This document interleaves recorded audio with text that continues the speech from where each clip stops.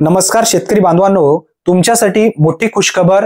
24 February 2025 रोजी तुमच्या bank खात्यामध्ये 2000 रुपये जमा केले जाणार आहेत, अशी माहिती केंद्र सरकारच्या माध्यमातून देण्यात आली आहे।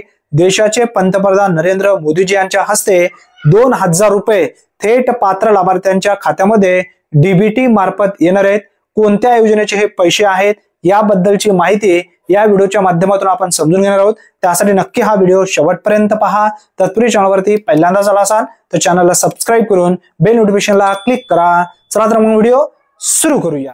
शेतकरी बांधवांनो, प्रधानमंत्री किसान सन्मान निधी योजना म्हणजेच पीएम किसान सन्मान निधी योजनेमध्ये जे लाभार्थी पात्र आहेत, अशा पात्र लाभार्थ्यांच्या खात्यामध्ये पीएम किसान सन्मान निधी योजनेचा 19वा हप्ता देशाचे पंतप्रधान नरेंद्र मोदीजी यांच्या हस्ते वितरित केला जाणार आहे 24 फेब्रुवारी 2025 रोजी।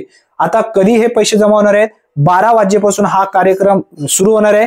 12च्या नंतर जवळपास तुमच्या बँक खात्यामध्ये पैसे येण्यासाठी काही कालावधी सुद्धा लागू शकतो। आता यामध्ये भरपूर असे लाभार्थी कमेंट करतील, आज पैसे येणार होते का आलेले नाहीये।